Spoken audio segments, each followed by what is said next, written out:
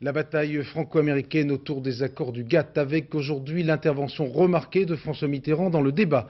Le chef de l'État a en effet profité du forum international que constitue le sommet de la francophonie actuellement réuni pour rappeler devant une quarantaine de chefs d'État et de gouvernement les raisons de la fermeté de la France face aux prétentions américaines, notamment en matière culturelle.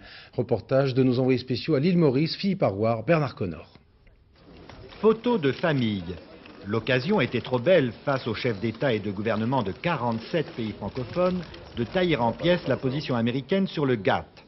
François Mitterrand rappelle que la France s'oppose à ce que la culture soit incluse dans les négociations commerciales.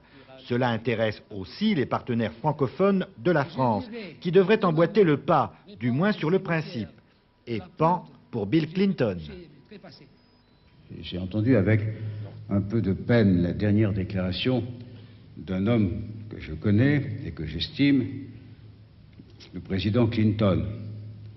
On ne peut pas imposer à un seul pays, quelle que soit sa puissance, sa façon de penser, de s'exprimer au reste du monde. Sur le volet agricole, François Mitterrand prend à témoin les pays francophones et réclame justice et solidarité. Nouvelle attaque contre les États-Unis.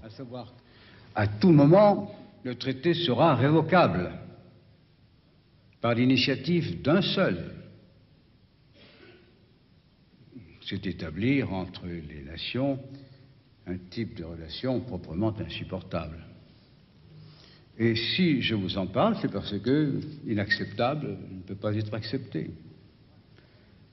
Du moins faut-il que la négociation permette d'avancer de telle sorte que l'on trouve le chemin qui permettra à la justice et à l'équité de l'emporter sur les simples rapports de force. Conclusion pour la bataille du GATT qui s'est engagée. Le président de la République, le Premier ministre et le gouvernement sont sur la même voie combative. D'autre part, la France pourrait bien montrer ici à Maurice qu'elle n'est pas si isolée qu'on veut bien le croire outre-Atlantique. Alors Albert